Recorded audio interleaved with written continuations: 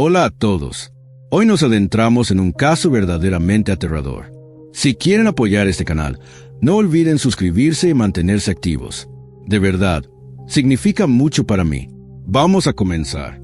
Abril de 2025. Brasil. En uno de los barrios tranquilos de Cuiabá, todo parecía marchar con absoluta normalidad. Las calles seguían su curso cotidiano. Algunos peatones caminaban sin prisa. El sonido lejano de los autos llenaba el ambiente, y las voces difusas de la vida diaria flotaban entre las casas. Tras las fachadas sencillas de viviendas modestas, la rutina seguía su curso, sin sorpresas. Pero dentro de una de esas casas, algo no era como los demás. A simple vista, la vivienda se mezclaba perfectamente con su entorno. Nadie podría haber imaginado que, más adelante, ese lugar se convertiría en el centro de una investigación criminal que sacudiría a toda una comunidad. Durante el día, se veían personas entrando a la casa. Por la noche, salían. No había gritos, ni ruidos extraños, ninguna señal evidente de que algo estuviera mal. Solo silencio, un silencio inquietante tras una puerta herméticamente cerrada. Quienes pasaban por ahí no notaban nada fuera de lo común. Las ventanas cubiertas con cortinas. El coche estacionado con orden. Todo parecía en calma. Pero detrás de esa puerta, durante esas mismas horas, algo ocurría. Algo que nadie, ni en sus peores pesadillas, habría imaginado. Eloa María de Alencastro Sousa nació en 2008, en Cuiabá, estado de Mato Grosso. Vivía con su madre y su abuela. La familia llevaba una vida tranquila, discreta, sin llamar la atención. Su madre, Zulin, trabajaba para mantener el hogar y cuidar de su hija. Eloa estudiaba en el colegio adventista, ubicado en la zona del centro político administrativo. Era una estudiante aplicada, respetuosa y jamás causaba problemas.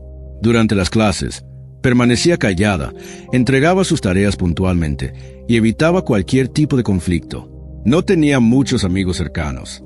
De hecho, solo una persona era lo suficientemente cercana como para conocer sus pensamientos más íntimos. Esa amiga mencionaría después que Eloa podría haber mostrado comportamientos compatibles con un diagnóstico leve del espectro autista, nivel 1. Aunque nunca fue diagnosticada oficialmente, su actitud coincidía con muchas descripciones. Su carácter reservado, eludir el contacto visual y sentir ansiedad en situaciones sociales. Aún así, con quienes tenía confianza, se mostraba cálida, dulce, accesible. Su gran pasión eran los animales. Eloa soñaba con ser veterinaria. No era solo un deseo infantil. Desde muy joven investigaba sobre el tema, buscaba programas de estudio y mostraba un compromiso genuino.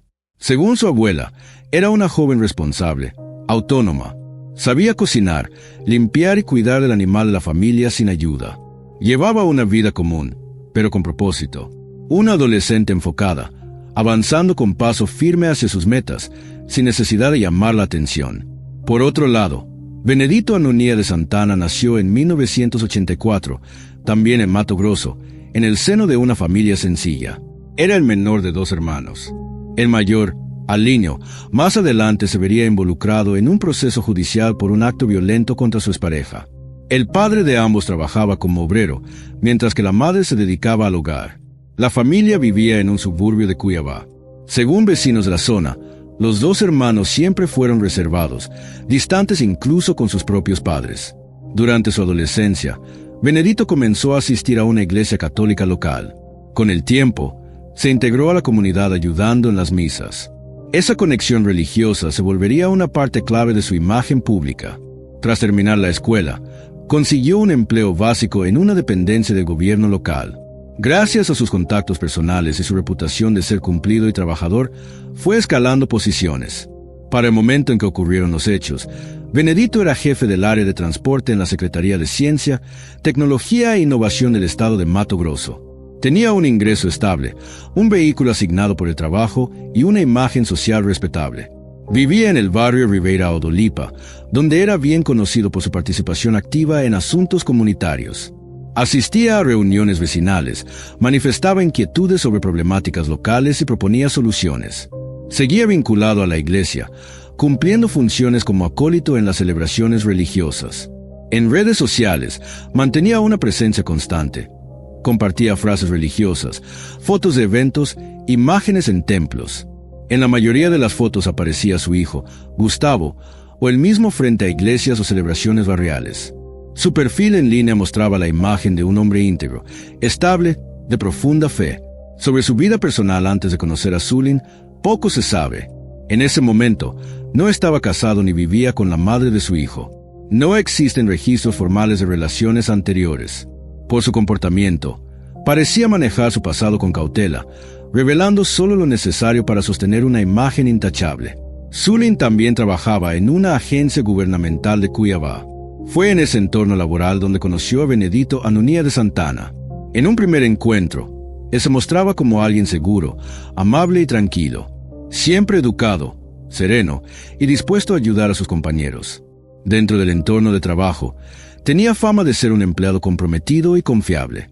La impresión que Benedito proyectaba fue determinante para que Zulin decidiera abrirle las puertas de su vida. Según la información disponible, su relación había comenzado aproximadamente 4 meses antes de los hechos que conmocionarían a toda la comunidad. Algunos informes afirmaban que llevaban apenas 2 meses juntos, pero los investigadores obtuvieron pruebas que contaban otra historia. Benedito tenía acceso completo a la casa, utilizaba las llaves de Zulin con regularidad y se movía con total libertad. Todo indicaba que la relación era mucho más seria y estable de lo que aparentaba. Rápidamente, Benedito se volvió una figura constante en la vida cotidiana del hogar. Comenzó a llegar sin avisar, se comportaba como si la casa fuera suya y no mostraba señales de estar de paso. Su participación en las rutinas familiares se veía como algo natural. Para quienes lo observaban desde afuera, parecía alguien comprometido, que se preocupaba por ayudar y formar parte del núcleo familiar. No era agresivo, no alzaba la voz. Tenía esa manera cuidadosa de hablar, de actuar, esa calma que daba confianza, sobre todo en las primeras semanas. Para Zulin, no había razones para alarmarse. Lo veía como un hombre estable, mayor que ella, con un buen empleo y una actitud responsable. Pero dentro de esa casa, la armonía solo existía en apariencia. La abuela de Eloisa, quien también vivía con ellas, sentía un malestar difícil de explicar ante la presencia constante de Benedito. No era por rechazo, sino por algo más sutil. Su amabilidad exagerada, su gentileza forzada, parecía que actuaba, como si todo fuera parte de un papel que representaba ante los demás. Era alguien que siempre buscaba agradar, pero de una forma artificial, desconcertante. Eloisa, desde el primer momento, sintió un rechazo instintivo. Nunca discutió con él, no creó conflictos, pero su incomodidad era evidente. Evitaba hablarle, lo esquivaba. Solo le confió sus sentimientos a una amiga cercana. Le dijo con claridad que Benedito le provocaba escalofríos, aunque no podía explicar del todo por qué. Le molestaba su forma de mirarla, de hablar, y sobre todo, la manera en que posaba en las fotos. Lo que más la inquietaba eran sus publicaciones en redes sociales. En varias de ellas, Benedito aparecía haciendo gestos con las manos que a ella le recordaban a los símbolos usados por grupos criminales. Sin rodeos, le dijo a su amiga, «Ese hombre se ve como alguien con un pasado turbio». Pero guardó silencio frente a su madre, tal vez por miedo a que no le creyeran, o a ser malinterpretada. Según el testimonio de su amiga, Zulin nunca notó el cambio de comportamiento en su hija. O si lo notó, no le dio importancia. Nadie en la casa preguntó por el pasado de Benedito, ni por sus amistades, ni por antiguas relaciones. Nada en su conducta levantaba sospechas. Y eso lo hacía aún más peligroso. Ya se había ganado la confianza de la familia. Era visto como alguien confiable, cuando en realidad ya había cruzado los límites. Solo Eloisa, sin pruebas ni argumentos sólidos, sentía que algo no estaba bien. Martes 22 de abril de 2025. Un día laboral cualquiera en Cuiabá. A eso de las 3 de la tarde, Zulin y su madre estaban en sus respectivos trabajos. Eloisa se encontraba sola en casa. No esperaba visitas. No se reportaron autos extraños en el vecindario. Todo parecía tranquilo. A esa hora, Benedito Anunía de Santana llegó a la casa de Zulin manejando una camioneta Fiat Toro asignada por el gobierno, como parte de su puesto en la Secretaría de Ciencia y Tecnología. En el vehículo viajaban con él 3 adolescentes, su hijo Gustavo y otros 2 jóvenes, de 16 y 17 años. Los 3 sabían perfectamente lo que iban a hacer. Se mantuvieron ocultos dentro del vehículo para no llamar la atención de vecinos o cámaras de seguridad. Todo estaba planeado. Esperarían hasta que no hubiera adultos en la casa. Benedito estacionó la camioneta dentro del garaje. Ingresó solo al domicilio. Las cámaras de vigilancia captaron su entrada y salida. Permaneció dentro alrededor de 15 minutos. Luego regresó al vehículo y se marchó. No mostraba nerviosismo. No había señales de violencia. Ningún vecino escuchó ruidos extraños ni notó algo fuera de lugar. Pero en ese corto periodo de tiempo, Benedito había dejado los 3 adolescentes dentro de la casa. Eloisa, de apenas 16 años, estaba sola y no tenía idea del horror que se avecinaba. Según una de las confesiones, esperaron a que Benedito abandonara el lugar. Solo entonces comenzaron a ejecutar el plan. Eloisa los vio. No los conocía. Entró en pánico. Corrió hacia otra habitación tratando de escapar, pero uno de ellos la alcanzó. Estaba desorientada, paralizada por el miedo. No gritó. No pudo resistirse. Le ataron las piernas. Lo que sucedió a continuación ocurrió en una de las habitaciones de la casa. En ese espacio cerrado, en ese silencio forzado, Eloisa perdió la vida. Usaron un cable USB para asfixiarla. El equipo de investigación trabajó incansablemente para determinar el papel de cada implicado. Con ayuda de confesiones y pruebas forenses, lograron reconstruir lo ocurrido. Uno de los adolescentes confesó que él fue quien apretó el cable, asegurando que actuó bajo las órdenes de la persona mayor. En el momento exacto del crimen, Benedito ya no estaba dentro de la casa. Se había ido, presuntamente, por motivos laborales. Pero los testimonios dejaron en claro que estaba al tanto de todo. Había dado instrucciones precisas antes de marcharse. Fue su estrategia, alejarse físicamente del lugar para no verse involucrado de forma directa. Pero él fue el cerebro detrás de todo.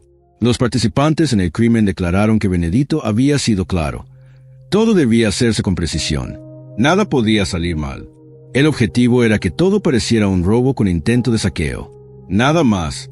Nada personal. Una vez cometido el acto, los adolescentes no huyeron. Se quedaron dentro del domicilio, esperando la siguiente fase del plan, el regreso de Sulin. Según sus testimonios, los minutos pasaron rápido. Eloisa había perdido el conocimiento por la falta de oxígeno, aún tendida en el piso. Uno de los agresores revisó su pulso, buscó signos de respiración, pero afirmó que no respondió. Entonces usaron cuerdas y sábanas para mover el cuerpo. Lo envolvieron, lo arrastraron a otra habitación y lo ocultaron de forma temporal. Después, comenzaron a desordenar todo. Abrieron cajones, rompieron cerraduras, vaciaron closets. Querían que pareciera un asalto improvisado. Pasaron cerca de 30 minutos entre el momento en que cometieron el crimen y el regreso de Benedito. Pero esta vez no entró por el garaje. Estacionó más lejos y caminó hasta la casa. Dentro, todo ya estaba preparado. Lo que venía ahora era aún más escalofriante: simular un ataque contra Sulin. A las 6 de la tarde, Sulin regresó acompañada por una pariente, una mujer que llevaba a un bebé en brazos. Las cámaras de seguridad captaron su llegada. Nada parecía fuera de lugar desde el exterior. Pero adentro, los agresores ya estaban listos. La casa estaba oscura, las luces apagadas, pero el aire acondicionado seguía encendido. Ese detalle, pequeño pero fuera de lo normal, despertó la primera sospecha de Sulin. Llamó a su hija en voz alta. Nadie respondió. Cuando cruzaron el umbral, los adolescentes actuaron. Saltaron sobre Sulin, la derribaron con fuerza, la golpearon, la ataron. Después, la arrastraron hacia el interior de la vivienda. La mujer con el bebé no fue agredida. Le ordenaron que se quedara sentada, que no se metiera. No tocaron al niño. No le dijeron nada más. Solo que no interfiriera. Sulin no entendía lo que pasaba. Estaba atada, herida, encerrada en una habitación. Pensaba que se trataba de un robo, que probablemente Eloisa estaba amordazada en otro cuarto. Nadie le dijo nada. No hubo amenazas. No hubo nombres. Pero en un momento, Sulin reconoció una voz. Era Gustavo, el hijo de Benedito. Y fue entonces que la verdad empezó a tomar forma en su mente. No era un asalto al azar. No eran delincuentes comunes. Era algo personal. Algo mucho más oscuro. Después de inmovilizar a Sulin, comenzaron a sacar cosas de valor. Una televisión, dispositivos electrónicos, documentos. Y también el cuerpo de Eloisa. Todo lo envolvieron en la misma sábana y lo cargaron hasta un vehículo. El coche que usaron era el de Sulin. Utilizaron su propio automóvil para cargar los objetos robados y desaparecer. Los vecinos no vieron nada. Nadie se dio cuenta. Fue rápido. Fue limpio. Fue calculado. Sulin quedó dentro de la casa, atada, golpeada, sin saber la verdad. Ella pensaba que se habían llevado a su hija, que aún estaba con vida. Nadie le dijo que lo peor ya había ocurrido. El crimen había sido disfrazado de un robo con secuestro. La escena había sido manipulada. Cajones forzados, luces apagadas, desorden por todas partes. Caos aparente, pero detrás, un plan meticulosamente trazado. Poco después, Benedito volvió a aparecer. De nuevo, cerca de la casa. Esta vez, esperó afuera unos minutos, asegurándose de que todo estuviera listo. Al entrar, encontró a Sulin atada, en estado de shock. Ella le contó lo ocurrido. Unos jóvenes habían entrado, la habían golpeado, se llevaron cosas, y a Eloisa. La actuación de Benedito fue inmediata. Fingió sorpresa, angustia, se mostró preocupado. Hizo todo lo posible por parecer afectado. Pero él ya sabía. Conocía cada paso. Solo estaba interpretando un papel. Fue él quien sugirió llevar a Sulin de inmediato a una clínica de urgencias en la zona de Leblon. En el trayecto, empezó a llamar a sus contactos, a enviar mensajes de voz, a preparar publicaciones para redes sociales. Todo cuidadosamente planeado. Su objetivo, presentarse como un padrazo desesperado, en busca de ayuda. Contactó a amigos, pidió que compartieran la noticia. Decía que su hijastra había sido secuestrada, que necesitaba que todos difundieran su foto.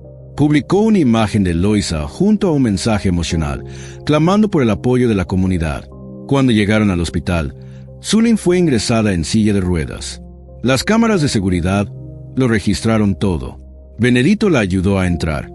Habló con el personal médico, se mantuvo cerca de ella todo el tiempo.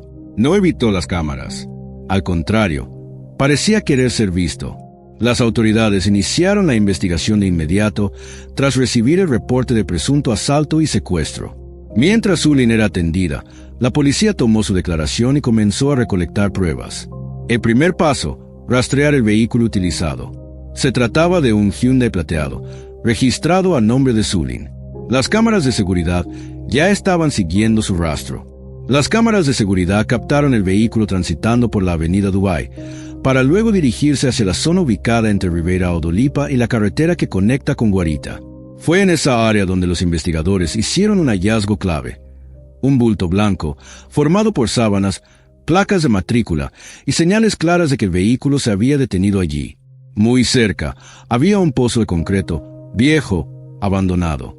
Fue ahí donde el cuerpo de Eloisa había sido arrojado. Se solicitó la intervención del cuerpo de bomberos para recuperar los restos de forma segura.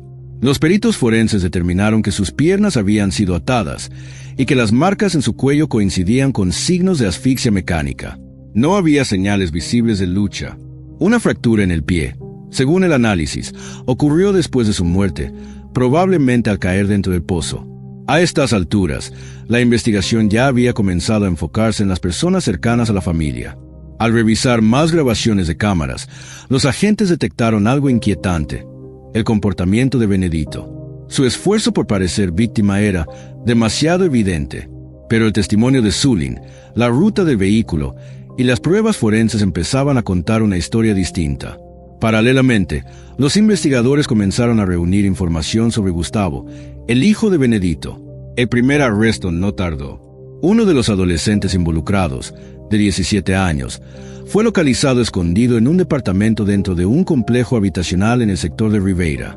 No opuso resistencia. Se entregó sin oponer palabra. Durante su interrogatorio, ofreció una declaración completa y detallada.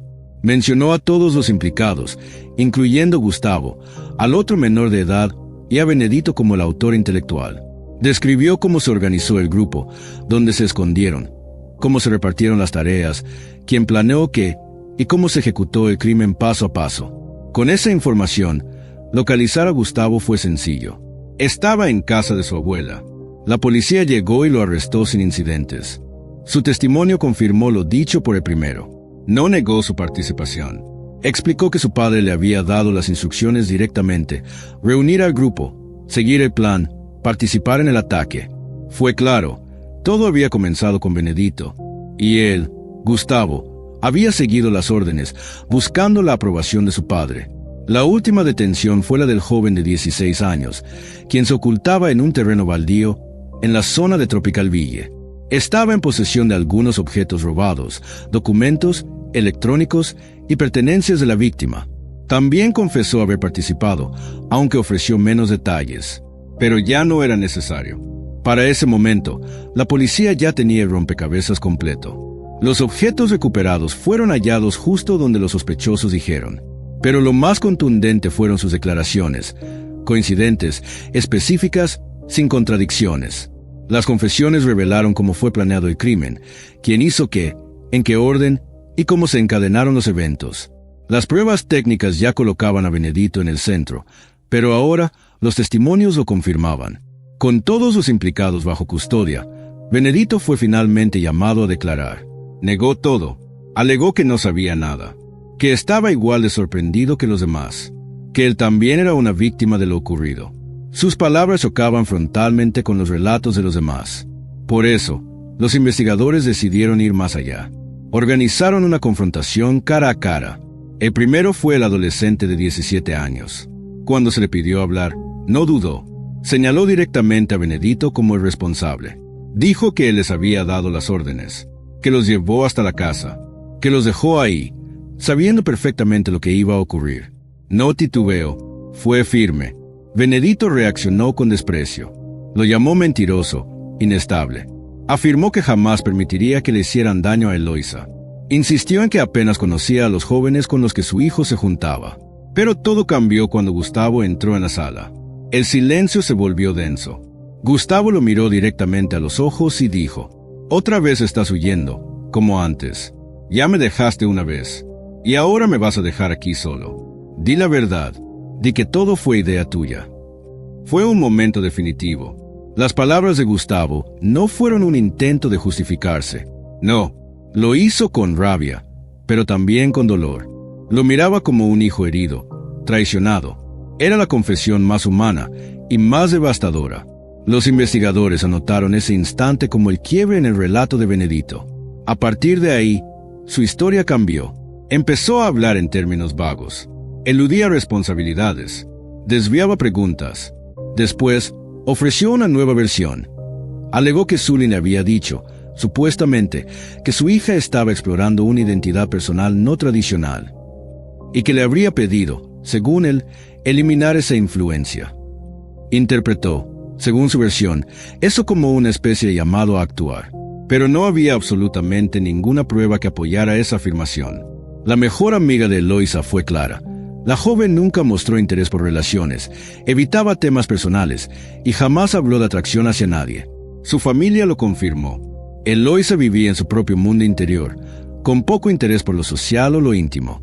Este intento de culpar a Sulin fue visto por los investigadores como una estrategia desesperada, una maniobra para desviar la atención, pero no funcionó. Las pruebas eran claras. Sulin no tuvo participación alguna en lo sucedido. Benedito comenzó a construir una narrativa en la que él mismo se presentaba como víctima de las circunstancias. Decía haber malinterpretado las palabras de alguien más, insistía en que nunca dio instrucciones directas y que todo fue un malentendido. Pero los peritos encargados del perfil psicológico detectaron otra cosa. Había patrones claros de manipulación. Benedito tenía una habilidad particular: influenciar a otros desde las sombras, manejar los hilos sin ensuciarse las manos. Su control era a distancia, silencioso, pero firme. Los testimonios de los adolescentes coincidían en un punto clave. Benedito era el motor de todo, pero se cuidó al extremo de no involucrarse directamente. Asignó roles, dio instrucciones, marcó los tiempos y se aseguró de tener una coartada externa. Planeó todo con precisión quirúrgica.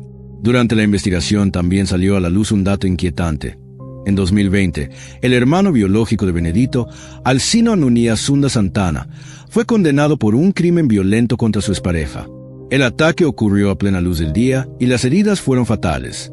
En aquel momento, Alcino ya tenía órdenes de restricción, pero eso no lo detuvo. Aunque el caso de Alcino no estaba legalmente relacionado con el de Benedito, los investigadores no podían ignorar el patrón de violencia que se dibujaba en la familia Anunia.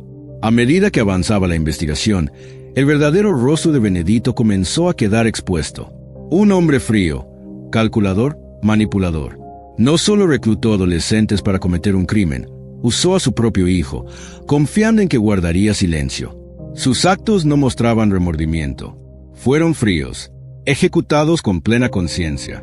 Todos los intentos de Benedito por cambiar la narrativa se desmoronaron rápidamente. Las declaraciones de sus cómplices, junto con la evidencia concreta, formaron un relato sólido en su contra. Cuando se le enfrentó con los hechos, Benedito comenzó a ceder.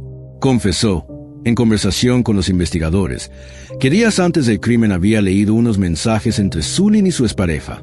Los interpretó como una traición. Según él, se sintió utilizado, desechado. Y entonces, algo en él se rompió. Dijo, yo no planeaba quitarle la vida. Solo quería que supiera lo que se siente perder algo. Si perdía a su hija, nunca se recuperaría. Ese era el castigo. También admitió que Eloisa lo irritaba. Sabía que ella no lo aceptaba, que lo miraba con desconfianza. Aún así, negó odiarla. Aseguró que solo buscaba restablecer el equilibrio en su relación con Sulin. Pero esa confesión fue definitiva. El crimen no fue un impulso, no fue por dinero, no fue por miedo a ser descubierto. Fue una venganza, un acto personal, diseñado para causar el mayor dolor posible, para quebrar emocionalmente a alguien, mientras se seguía portando el disfraz de hombre respetable. Durante los interrogatorios también se reveló que la agresión física contra Sulin no fue improvisada. Fue parte del plan.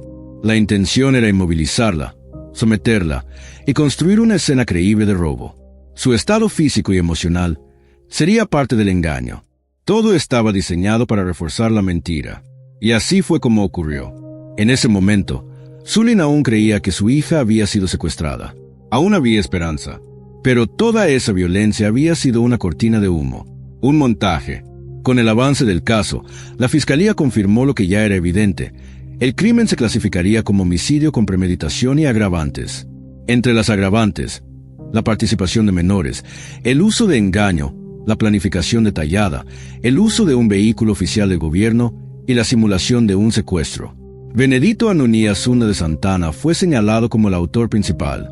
Fue arrestado, suspendido de su cargo público y poco después destituido oficialmente. Su despido se tramitó con rapidez. Los documentos se firmaron el mismo día de su detención. Todos los implicados ya estaban bajo custodia. Los menores fueron enviados a centros especializados. Gustavo, que ya había cumplido los 18, sería juzgado como adulto. La reacción del público fue inmediata y furiosa. El crimen de una joven, planeado por su propio padrastro, generó indignación en la comunidad. Los medios locales cubrieron el caso con detalle, no solo por su brutalidad, sino por los motivos, el deseo de control, la sed de dominación y la venganza disfrazada de rectitud. Lo que más inquietó a la gente fue la traición a la confianza. ¿Cómo alguien que parecía ejemplar pudo planear algo así? Sulin supo de la muerte de su hija mientras recibía atención médica. Tras el ataque, había sido llevada a una clínica para tratar sus heridas. En ese momento, aún creía que Eloisa estaba viva, que podían encontrarla. Pero conforme avanzó la investigación y se descubrió el cuerpo en el pozo, las autoridades le comunicaron la verdad. Su reacción fue inmediata y desgarradora. Testigos dijeron que entró en un estado de histeria. Tuvo que ser sedada. El dolor era insoportable. Según el personal del hospital, Sulin gritaba que no se sentía viva. Decía que todo había terminado, que, de alguna manera, todo era culpa suya. Más tarde, durante su declaración formal, lo admitió. Se culpaba a sí misma. Afirmó que había fallado en ver la verdadera naturaleza del hombre que dejó entrar a su vida. Para ella, Benedito era alguien confiable, amable, atento. Ayudaba en la casa, mostraba preocupación, se comportaba como un hombre de fe. Sonreía con frecuencia y trataba con respeto a su madre. Nadie, dentro del hogar, lo percibía como una amenaza. Nadie, excepto Eloisa. Desde el principio, la joven había sentido desconfianza. Pero Sulin lo interpretó como una reacción típica de la adolescencia. Nunca imaginó que aquel hombre, a quien le había abierto las puertas de su hogar y su corazón, fuera capaz de algo tan monstruoso. Sulin sobrevivió, pero lo que vivió dejó una herida profunda, una pérdida que jamás podrá ser reparada. Tras concluir la investigación en mayo de 2025, la Fiscalía formalizó los cargos contra Benedito Anunías Zunda de Santana y sus cómplices. El juicio fue público y atrajo gran atención mediática y comunitaria. Se presentaron pruebas clave, grabaciones de vigilancia, declaraciones de testigos, confesiones de los involucrados. Benedito fue declarado culpable de haber orquestado y ejecutado el crimen. El tribunal valoró la premeditación, el uso de menores de edad y el grado de crueldad en sus actos. La sentencia fue clara: 40 años de prisión en un penal de máxima seguridad. Su hijo, Gustavo Benedito, quien ya era mayor de edad al momento del crimen, fue sentenciado a 20 años. El tribunal consideró que su participación fue consciente y que su edad no le eximía de responsabilidad. Los dos menores fueron internados en centros de detención juvenil por un periodo de hasta 3 años, sujetos a evaluación de conducta y procesos de rehabilitación. La memoria de Eloisa no quedó en el silencio. La escuela donde estudiaba emitió un comunicado oficial expresando sus condolencias. Recordaron su sueño de convertirse en veterinaria. Sus maestros y compañeros la describieron como una joven amable, reservada y sincera. Sus familiares, aún en medio del dolor, alzaron la voz con un mensaje claro: debemos tener más cuidado con las personas que dejamos entrar a nuestros hogares, sobre todo cuando se trata de proteger a quienes más amamos. La historia de esta familia terminó en tragedia, pero también se convirtió en una advertencia poderosa. Demostró que el peligro puede esconderse detrás de una sonrisa amable, que el papel del sistema judicial no es solo castigar, sino prevenir, y que, aunque la tecnología, las cámaras de seguridad y el análisis digital fueron clave para resolver el caso, la defensa más importante sigue siendo la atención a los pequeños detalles. A esas señales tempranas que nos dicen, aunque no sepamos cómo explicarlo, que algo no está bien. Gracias por ver este video. Tu apoyo significa muchísimo para mí. Si quieres ayudar a que este canal crezca, dale like, deja un comentario y comparte este contenido. Tu participación realmente hace la diferencia. Nos vemos pronto.